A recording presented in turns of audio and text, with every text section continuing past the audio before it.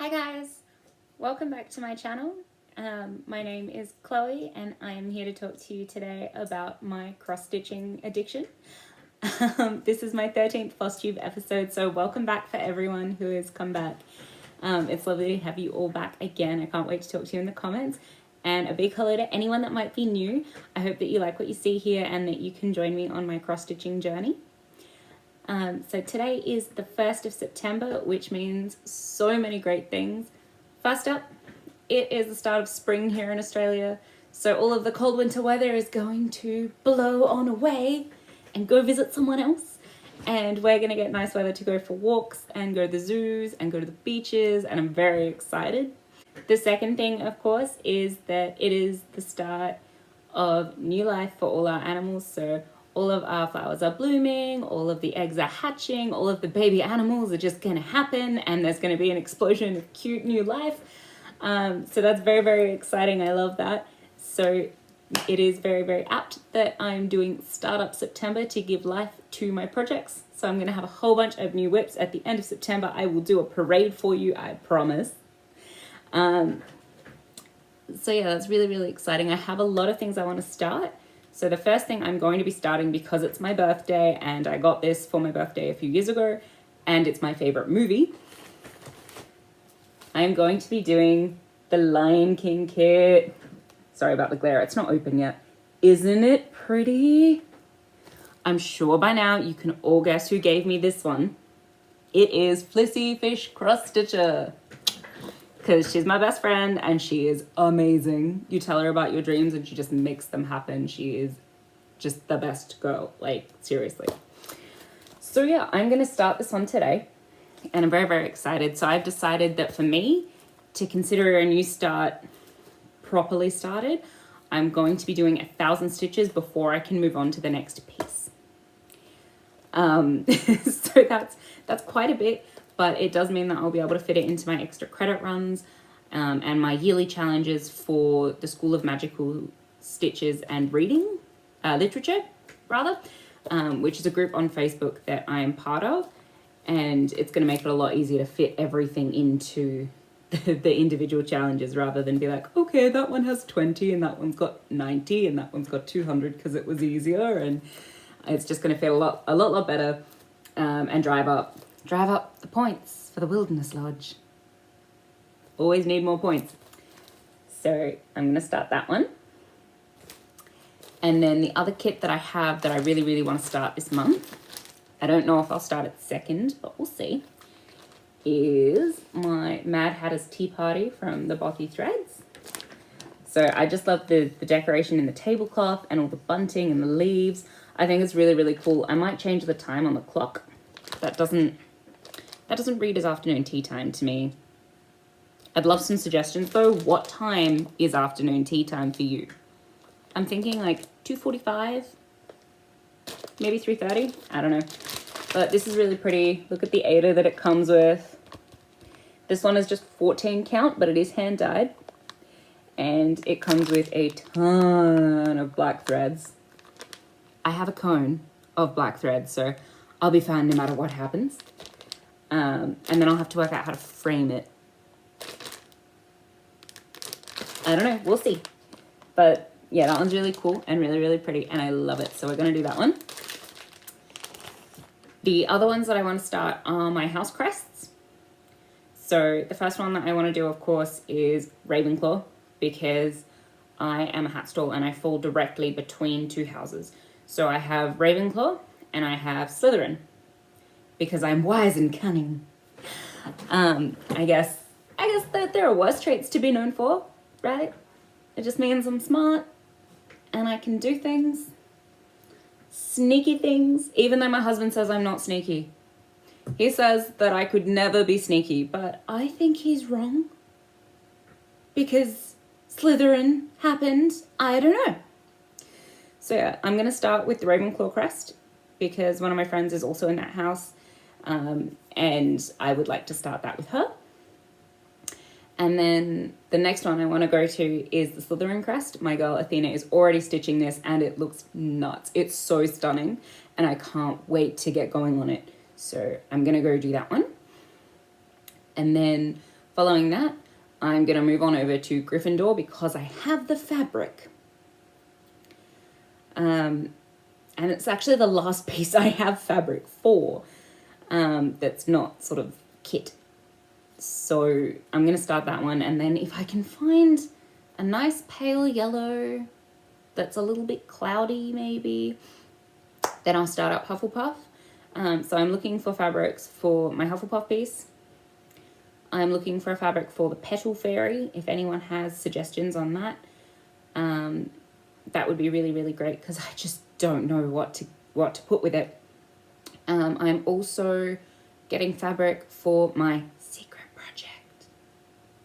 One of my friends has been having a bit of a tough time lately, so I've decided to stitch her something from one of her favourite shows, just to sort of give her a little pick-me-up and help her out. She's had a really tough couple of years, and the positivity that this girl shows is just insane. She's really, really sweet and really gorgeous, and she's the kind of person that, okay, it's freezing outside, but I'll give you my jacket because you don't have one. Like, she does everything for everyone, and she never asks for anything in return. So I'm going to stitch a secret project for her. And then I want to get some opalescent sparkly white fabric to do my royal game. So if my order comes in time, I'll start the 3 of those together, and that should round out Startup September. So that's a bit exciting, to be able to put all of them together and actually have them, and then I can have a whip parade and I can show off new things like everyone else. And then after that, I'm going to be moving on to Nan's project, which of course has already been started. It's currently hanging out in a Love You More sleeve in my cupboard, because if I pull it out, I'm going to need to finish it. And right now with Startup September happening, I don't have a lot of time to do that. But the plan is Startup September will happen. I will have a lot of nice whips for the start of next year. And then I will spend the rest of this year working on Staying for the Refund, which of course is this piece of Nan's. And I'll hopefully get that finished so that I can send it off to my guys over at Generic Designs and get it framed. So Generic are really, really wonderful people. Just quickly, they are just outside of Stall. They're in Victoria where my grandparents are, and they specialise in the cross-stitch hangings. So I like to send them my work when I can. Of course, with the pandemic, it's been a little bit harder because I can't send them my latest finish. It's too big. Too big to send there, too big to send back, and I don't trust the postal system. But hopefully by Christmas, when I finish this new one, I can actually drive down and give it to them. Support local businesses, because we need them. We need them so much. They give us jobs, and they stimulate our economy, and they help everybody in your town do better. So where I can, I like to support them, because they're good friends with my family, and they're just really, really lovely people, and they do outstanding work. You guys may remember my Cheshire Cat piece. I had him framed up by them because they're amazing. So that's all my plans. As for this past week, I have worked on 2 whips.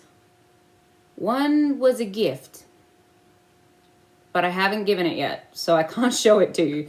I'll show it to you in another video once the recipient lets me know that I can go see them to give it to them, because I don't want to show it here because she watches sometimes.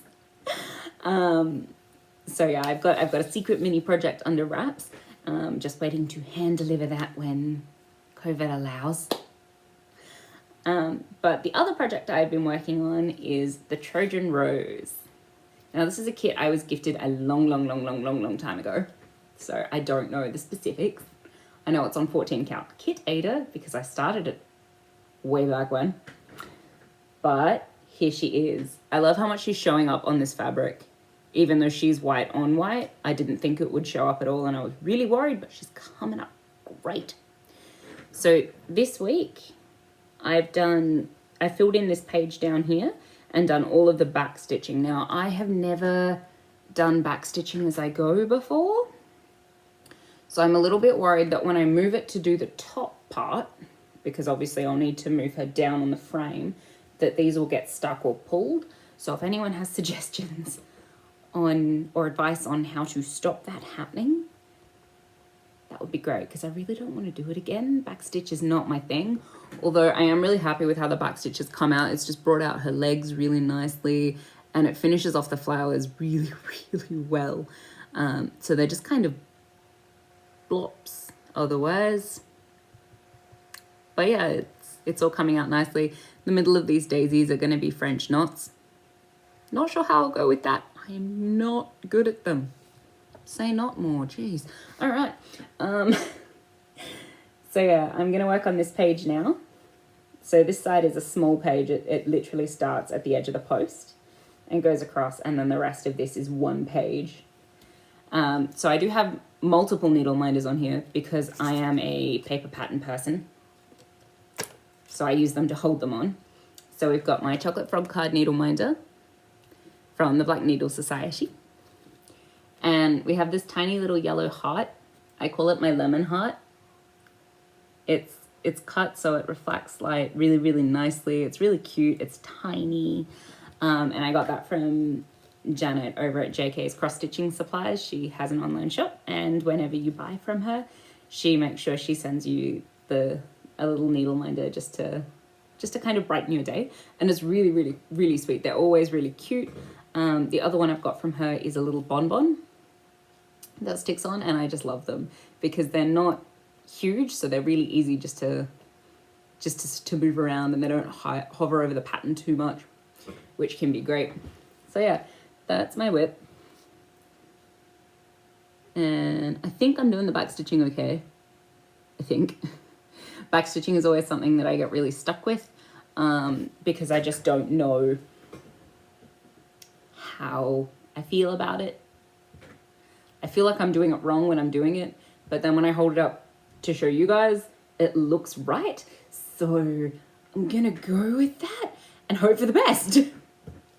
But I have put 1,000 stitches in her since my last whip parade in the first video. I'll show you guys here what she used to look like beforehand. Yeah. So that's the other edge there, just underneath the clip. So I'm going to try and fill in all of these roses and little flowers down here, and then I'll backstitch my way back up. Once we meet up here, I'll move on to the top pages. So I'll probably do this page first because it's got her head in it, and I feel like she needs her ears because this is kind of creeping me out with the floatiness. So I'll get her ears and her bridle done because this page here is done down here, but then it has more of this rose style stuff up above as well to really round out the piece. So I'm excited to get this one going again. Of course, now I have to put it down. That's okay. I'll sneak a few more stitches into it, I think. I'm really enjoying working on it because it's such a big count. She's on 14 count Ada, and it was just all kit threads, but they're labeled DMC. It says DMC on the chart, so I think they're DMC. They're all organized into this cute little hanger. So I guess I'm also using thread drops now. I have to admit, I'm not a huge fan because they keep tangling and knotting, and then there's the monster over here that thinks that this is a plaything. So she loves taking it away from me. I have rescued it from under the couch twice this week. Bit done with that because it's only Tuesday. Now, of course, the other thing you've all come here for is my Pokemon. She is finished. I finished her a week earlier than I planned to and that I thought I would because I got a little bit obsessive and couldn't put it down. So I didn't sleep and I finished it. So she's finally done. And I've gone through and I've checked all the threads and I've signed it and I've washed it and I've ironed it. And it feels really weird, guys. I've had this piece in my life for 5 years. I've been stitching on it merrily and talking about it with friends and planning the framing and all sorts of stuff for 5 years. Every day it's been in my hand, or at least every day for the last year it's been in my hand, and I'd pick it up and work on it whenever I could before that. I miss her. Does anyone else get that? Like, you work on a project for so long and it sees you through so much, and then suddenly it's just done. And it feels weird to pick up other projects because it's not the same. I don't know. I'm very, very melancholy about it. Like, I'm a little sad that I'm not working on her anymore, and I miss her very, very much. But at the same time, she's done. She's going to be framed in time for me to move. We're going to be able to put her on the wall of the new house, and she'll have pride of place and just be beautiful. I don't know. I have a lot of mixed feelings. Does anyone else get these when you get to the end of a project? You just feel a little bit lost without it? Because I feel a little bit lost without it. Anyway, I'm going to insert a video now that I filmed on the day I finished her, so exactly 1 week ago. And it's the final stitch. And yeah, I hope you enjoy it. This is it, guys. After 5 years on and off stitching, we are at the final stitch.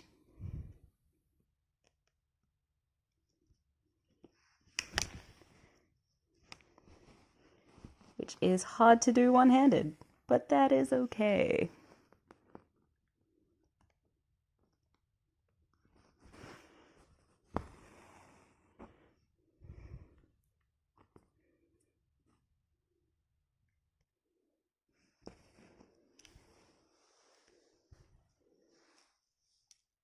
She's done. She's done. I may have to film this properly later. She is too big for me to hold up.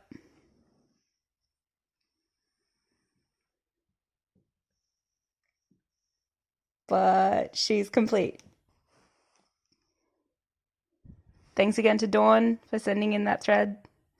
Without you, this could not be done. And I'm a week ahead of schedule. So I guess I can stitch on some miscellaneous projects for now.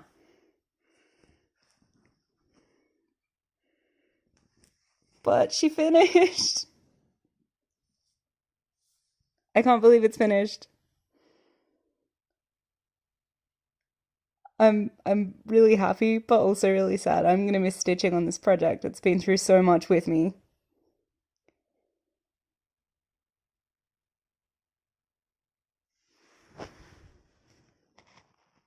Alright, so that was my ending video. I hope the sound quality was okay. I filmed it on my phone, whereas at the moment I'm filming on an iPad, which makes a big difference because it's much nicer than my phone is. But yeah, so I finally finished her, and she's currently on the floor in my spare room, on top of a towel, underneath a towel, and ironed, because my iron is broken, so I had to borrow an iron from my lovely neighbours. And I don't want it to get messed up before I have to take it out to get it framed. So at the moment we're just waiting for that to roll around. But yeah, that's been my last 2 weeks. I'm hoping to update you a little bit more during Startup September, just because obviously I'm going to be doing a lot more new stuff. So I'm hoping to sort of do maybe once a week and tell you how I'm feeling about the projects I'm on, if I get my fabric, if it comes in, where I'm ordering it from, all of that sort of good jazz. So thank you very, very much for joining me again today. I hope that you're all well and that I hear from you down in the comments section. Don't forget to drop a like. Let me know what you're thinking. And I will see you next week or the week after. Stay safe.